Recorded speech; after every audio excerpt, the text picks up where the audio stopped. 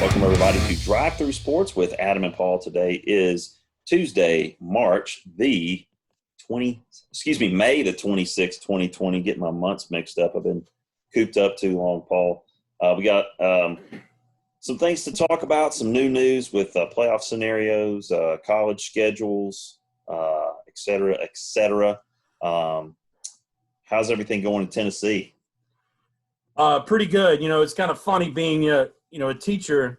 This would have been our, yesterday being Memorial Day, not included, but our first official day off summer break would have been today. And so I called a couple of my friends and I said, "Hey, what are you doing on your first day of summer break?"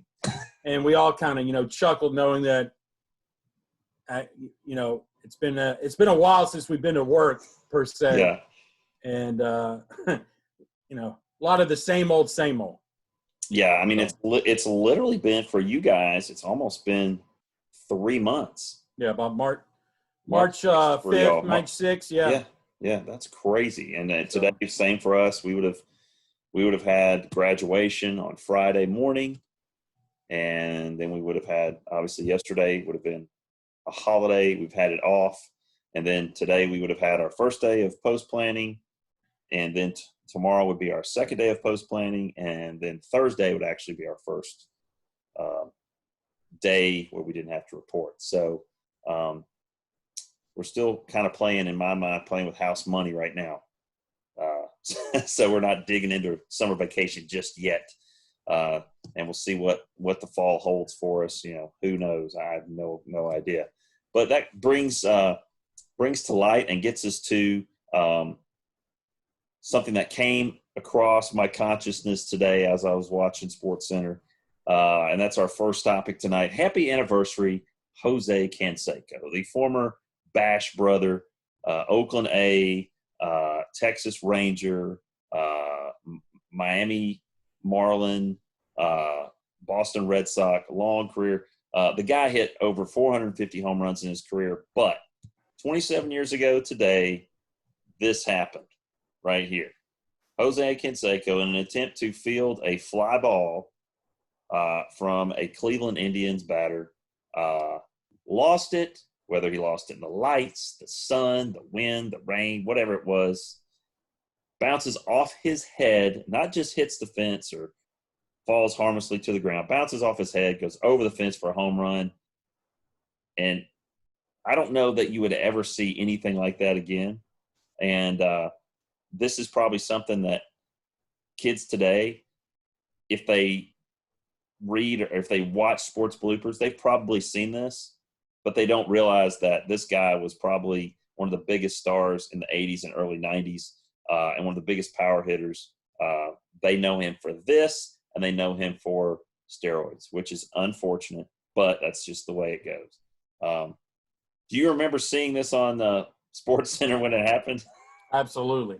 I think, I'm not sure, it was his second year at Texas. He just got traded from Oakland, where, that's kind of where we started building the momentum of him and McGuire. But, yeah, I mean, it was like he went to – he had some okay years as a Ranger. Yeah, but nothing. Nothing like this. And I think it was just a down year in general for the Rangers. And I think maybe he even pitched a game. He did. Did some relief. Yeah. Yes. So yes, he did. That year for the Rangers was a total gaffe of bloopers and blunders. But yeah, to hit a deep fly ball that may have gotten tracked down in and out, and realizing, hey, I'm going to get credit for a home run. Not bad. Yeah, not bad. You can increase your batting average a few points with Jose Canseco on the outfield if you're hitting it to him. But that was 27 years ago today, May 26th, 1993. All right, well, that gets us to our first kind of interesting topic, since, Atlanta is a former hockey town. Nashville is a very big hockey town. And you can speak more to that. But the NHL's come up with a new playoff format. But just explain how, back in the day, they had a minor league team. You remember the Nashville South Stars? Oh yeah, and the Nashville Knights. And the Nashville Knights later on. And then the Predators came in. What was their first season in Nashville? You put me on the spot, man. Yeah, sorry. I don't know. To be honest with you, at the time, I had not bought into the whole hockey concept. Yeah, well, I want to say that it was. I want to say it was 99 or 2000 was their first year, because I've got a picture of me in a Nashville Predators sweatsuit, or not sweatsuit, but sweatshirt, and I'm holding Abby, and she's about 3 months old or 4 months old. So, and with the that would have been 99. With the whole internet sensation, it's at a touch of a finger. 1998. Okay, all right. So that was 1998. You were very close. Yeah. All right. So that's how I remember it. But you talk about the NHL, and there was a lot of buildup for hockey fans, and Gary Bettman came on, and you thought he was going to give specifics, okay? He was going to say, here's our timetable, here's what's going to happen. We're going back into, training camps on this day. We're going to start playing on this day. No, that's not what happened at all, and a lot of people were disappointed. They have a proposed plan, but again, no dates are tagged with this plan, and I think that's how we're living day by day. Yeah. Because nobody's going out there and saying, here is what's going to happen on this day, no questions asked. Everybody's been saying June 1st is a magical day. June 2nd, we may be sitting here going, what happened to June 1st? Yeah. So, I agree. So, yeah, I think you're dead on there. Correct me if I'm wrong. Okay, we talked about this. The top 4 teams in each conference, 4 in the East and 4 in the West, right? Yep. They'll play a separate round robin tournament to determine their seedings. Correct? No, they are going to be arranged by their record. So the Blues are the number 1 seed in the Western Conference. Okay. I forget who's number 1 in the Eastern Conference. All right. Well, Boston Bruins, I believe, are number 1 in the Eastern Conference, and then it goes second record, third record, fourth record. Since it's 12-12, you got to have 4 buys. So those guys are locks. They're locks. They're in. And then 5 through what? 5 through 12 are now going to East and West, correct? They're all going to be meshed together. No. I'm sorry. They're separated. Yeah. They're separated by conferences. You got the West Coast 5 through 12, East Coast 5 through 12.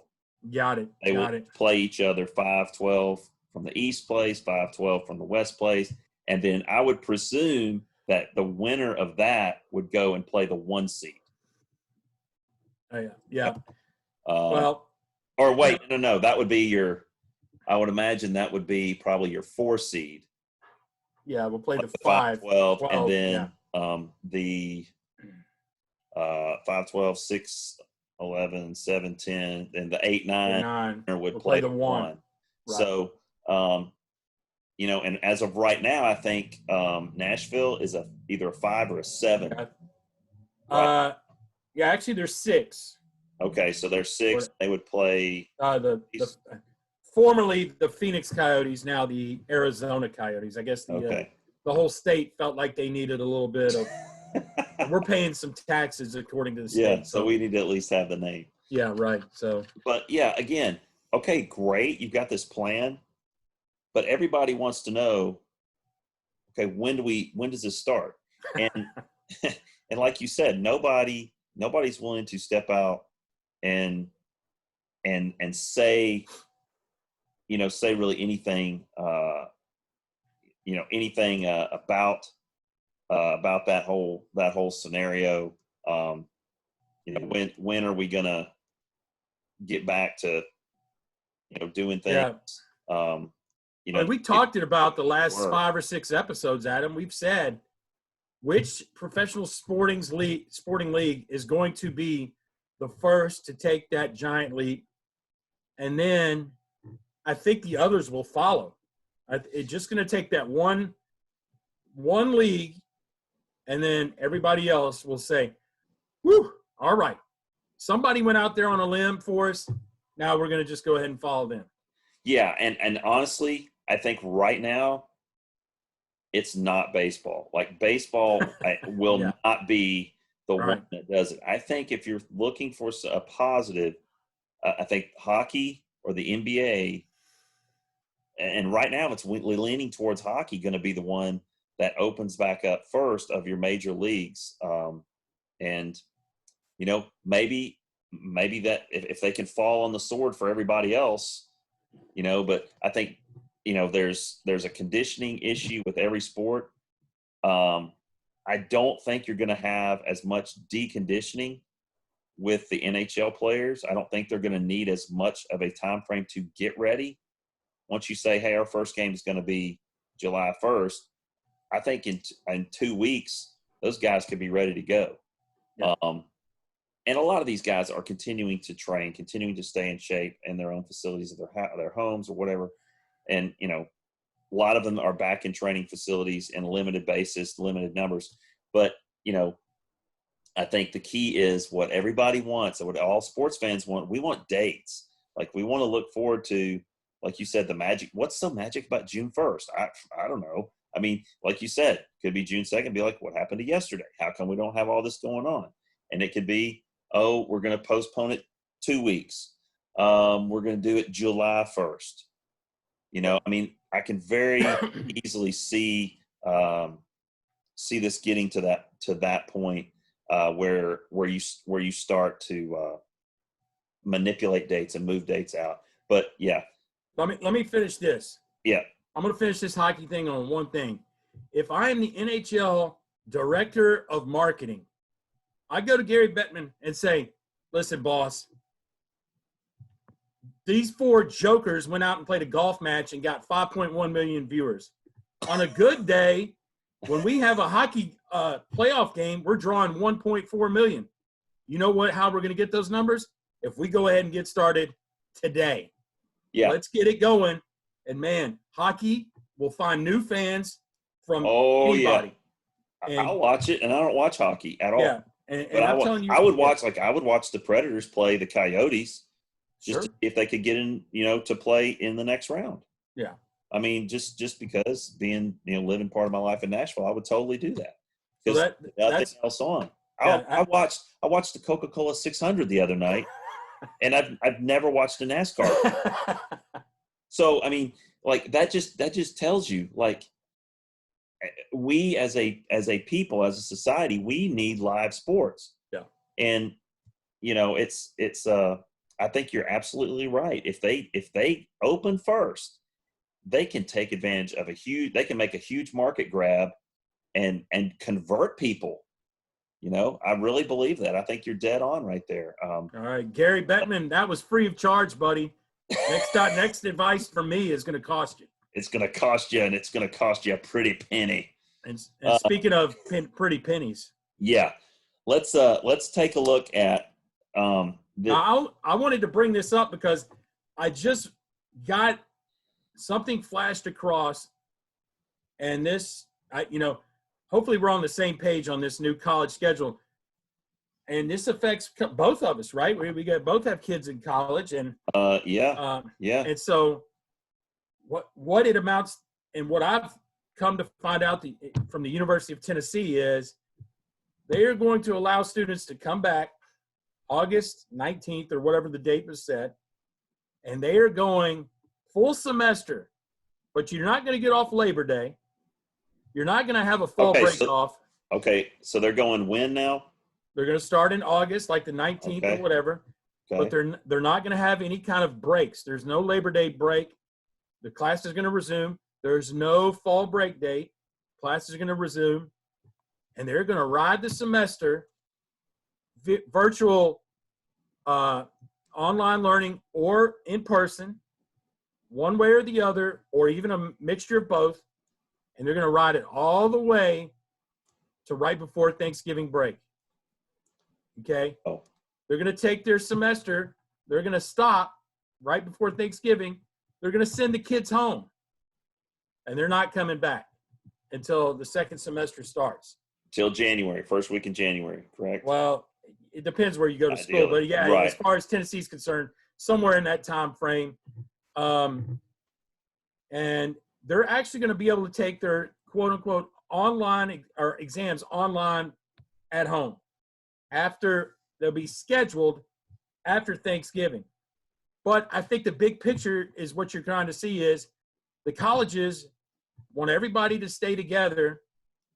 And when you go home, don't come back because you're going to be – that's kind of like their self-quarantine. Yeah. Because when they go to Thanksgiving and they come back, family from germs, everywhere. I mean, and so I think they're trying to avoid that kind of outbreak situation. So to me, I think it's a great plan. College kids just want to hang out with college kids. Yeah. I mean, I know my kids personally, they want to hear from us. They may want to hang out with us for an afternoon, but they're like, peace out. I'm done with you people. And so I don't know if you've heard that scenario, but that University of Tennessee has announced that's how it's going to go. Well, here's an interesting thing, and we'll tie this into – it ties directly in with sports at the college level because the University of Georgia has basically said, hey, look, we're going to give you a window where we're going to allow you to get a full refund for if you don't want to return to the dorm. Okay? Oh, wow. However, if you do return to the dorm, you're going to sign this document that says that if you get sick, you get COVID-19, that we are not responsible. So they're hedging their bets too.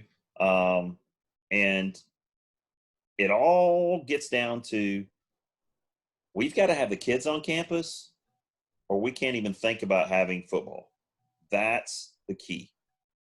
Right. Because how are you going to be like, okay, well, we're going to play a 12-game schedule, but your entire school is online.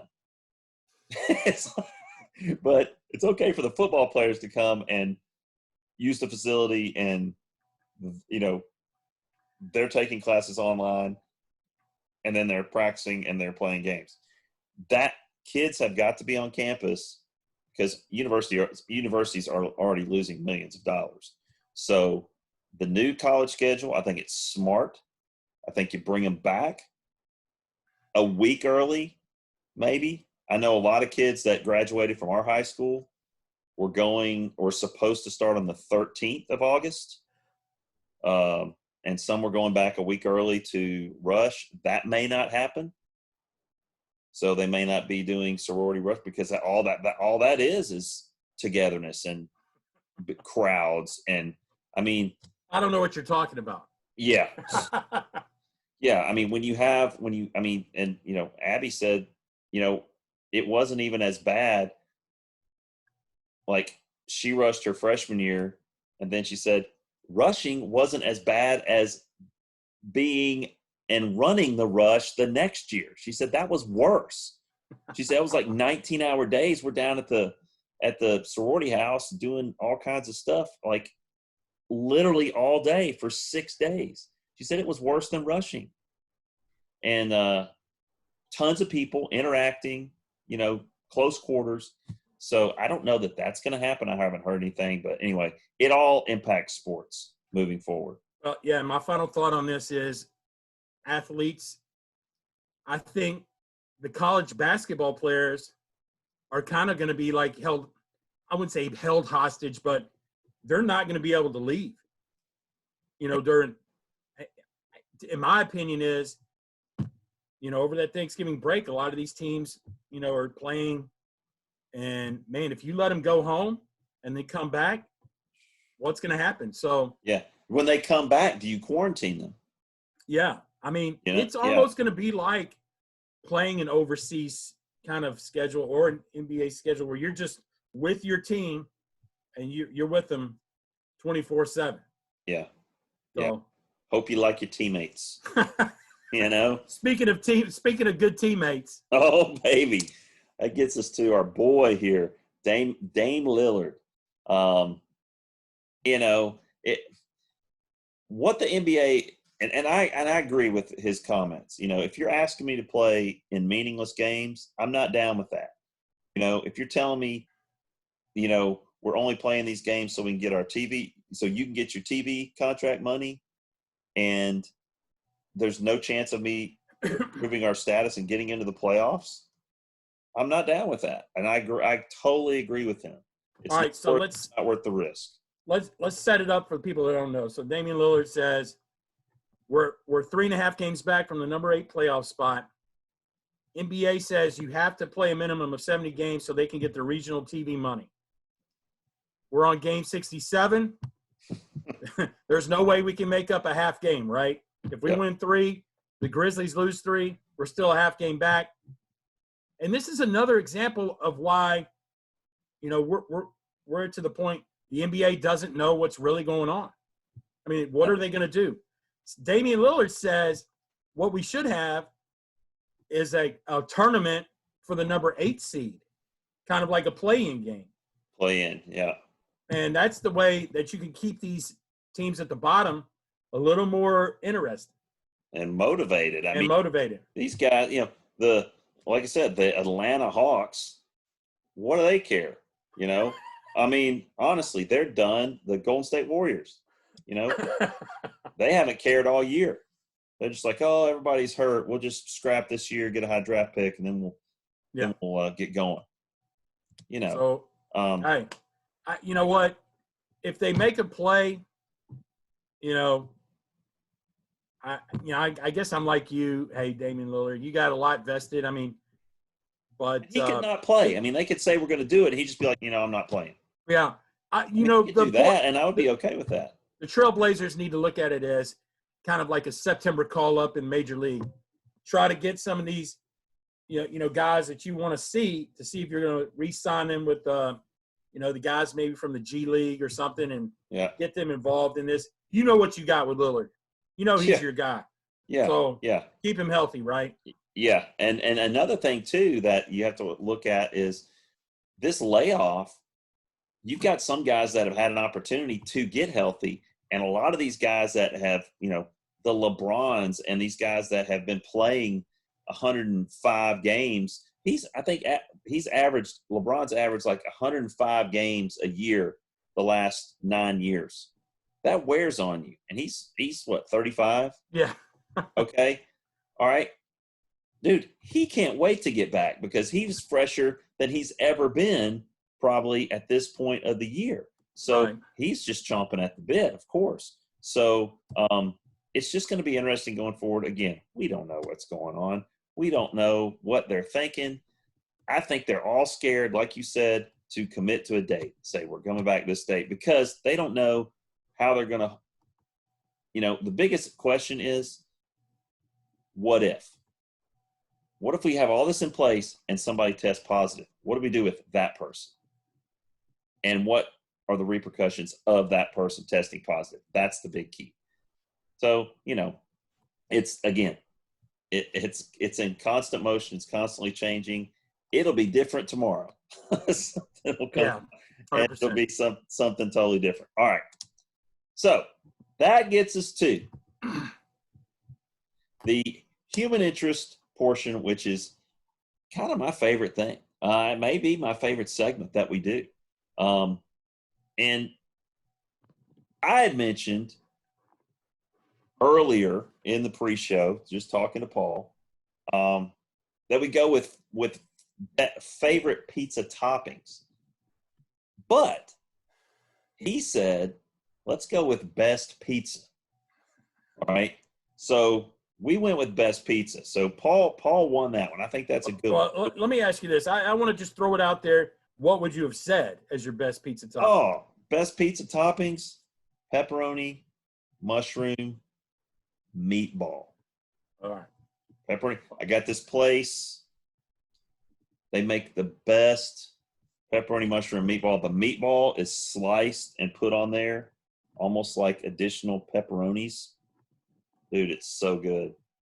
Sal's Pizza, future sponsor, Drive Through Sports, Adam and Paul.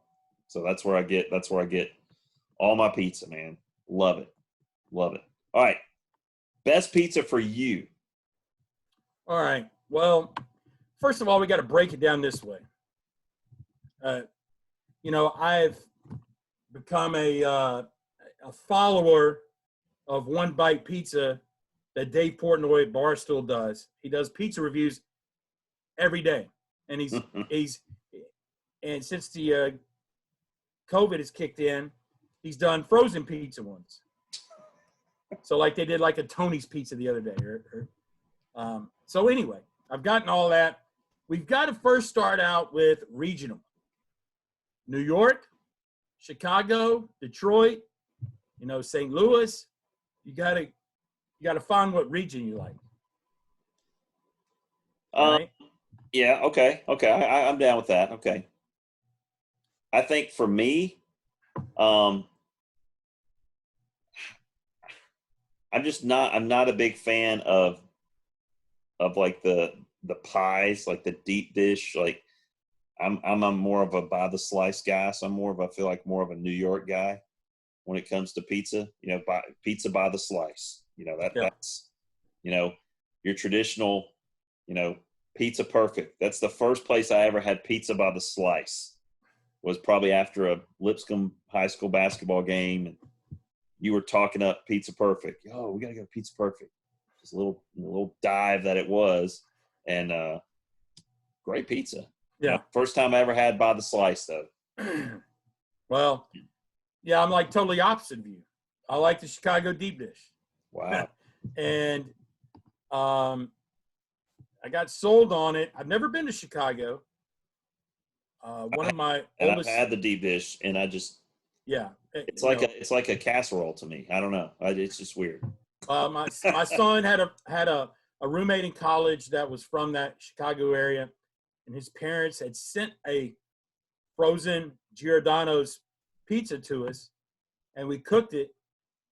And when you eat Red Baron and you eat Tony's, and to get this, my taste buds just went like a fireworks on the 4th of July. And so after we got that, I actually took a trip to Las Vegas, surprisingly, and went to a Giordano's in Las Vegas. Unbelievable. Oh. Unbelievable. Okay. Now, my buddy who was with me says, listen, you think that's good, try this place called Evil Pie. It was a representation of Evel Knievel. And so when I went in there, the first thing I noticed, when we talked about our best toppings and pepperoni obviously is mine. The pepperonis on there looked like they weren't flat. They were curled up like old school pizza. Oh yeah. And the memories just brought back. And they have that smoky, taste in it, and it was delectable. Evil Pie. If you're ever in Las Vegas, go to Evil Pie. That was the best pizza I've ever had. Now, if you want a fork and knife pizza, give me some Chicago deep dish. Yeah. Here at home, I'm going to take Jets Pizza, Detroit style pizza. Okay. All right. So for me, the best pizza for me, I think, if you're talking frozen pizza, let's go frozen first, okay? Because there are some good frozen pizzas out there. For me, it's Palermo's thin crust. Don't know if you've ever had Palermo's thin crust. If you go to Publix, every now and then it's buy one get one. Get you a couple of them. They're amazing. For $6, you can get 2 of them. Wow. They're great. So for as far as frozen goes, Palermo's thin crust. And again, as far as I don't have the pizza resume that you have. But I'm telling you, the place just a stone's throw from my house, Sal's Pizza. They have great pizza. The sauce is good. Cheese is good. All the ingredients, really, whatever they put on it. Of course, I'm a pepperoni mushroom meatball every time. But even if you get just a supreme, or you get a veggie, it doesn't matter. They're all good. And I think it all starts with the sauce and the cheese. That's the key. Well, you're a pizza guy. You worked at Pizza Hut. So I worked at Pizza Hut, and that's the ins and outs thing too. It's all about the sauce and the cheese. It really is. Anybody can throw ingredients on it. The sauce and the cheese is key. And I will tell you this: I will still never ever turn down a Pizza Hut thin crust pizza. Some of the best pizzas out there are Pizza Hut thin crust pizza. I could eat an entire one by myself easily. We talked about, Paul and I, going to JD Double Crust in Nashville. That got us into a little bit of trouble. I was not impressed with JD Double Crust. Oh, I just wasn't. There's a place here though in Ackworth. It's called Pie in the Sky. Okay. Yeah. They have a pizza that is 3 by 3 or 4 by 4 pizza. And it's an ungodly amount of money. But if you can eat it all in a certain amount of time, it's free. And the place is called Pie in the Sky. But for me, dude, I'll go over here to Sal's, get a pepperoni mushroom meatball pizza for $19.68. Have a Coke and a smile and eat it myself. I'm good to go. Let me ask you a quick question while we wrap this up. Palermo, is it a yellow box? It's a white box, red writing in cursive. Okay. All right. I'm going to track that down. Track it down. I'm telling you, supreme, cheese, pepperoni, anything, any kind is good. But they've got 3 or 4 different kinds. My frozen pizza game needs to change. Listen, if you go Palermo's, I'm telling you, you won't go back. All right. Yeah, I don't buy anything else. That's all I buy. Yeah. Now, the kids love the little square ones now. Remember how they used to be round? The little dollar pizzas? Yeah. Well, now they're square, okay, which I don't get. But anyway, all right, guys, we appreciate you guys tuning in tonight. For Paul Brees in Brentwood, Tennessee, Adam Freeman here in Atlanta, Georgia, you've been listening to Drive Through Sports with Adam and Paul.